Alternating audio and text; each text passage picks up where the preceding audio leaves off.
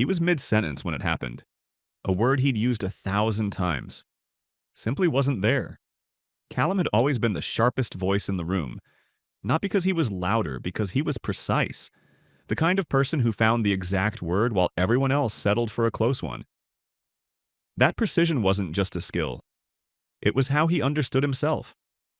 Words were his proof of sharpness. And then, in the middle of a sentence he'd spoken a version of 100 times, it disappeared. Not a complicated word, not a rare one. A word so ordinary he'd never once had to think about it before.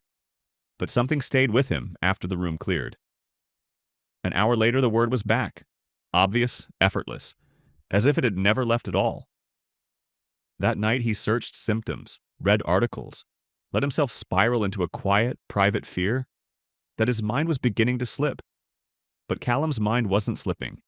It was doing something far more human. What he experienced has a name.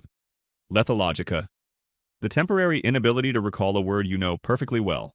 Not forgetting. A retrieval block. The word isn't missing. The memory is intact. What's failing? Temporarily is the pathway to retrieve it. And the richer your vocabulary, the more pathways your brain manages. The more likely one gets momentarily crowded out. Stress compresses those pathways. Fatigue narrows them.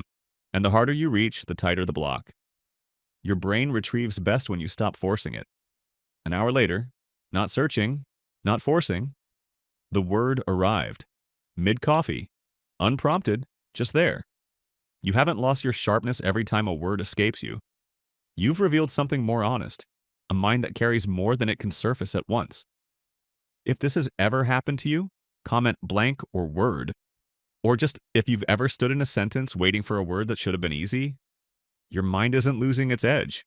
It's carrying more than you give it credit for.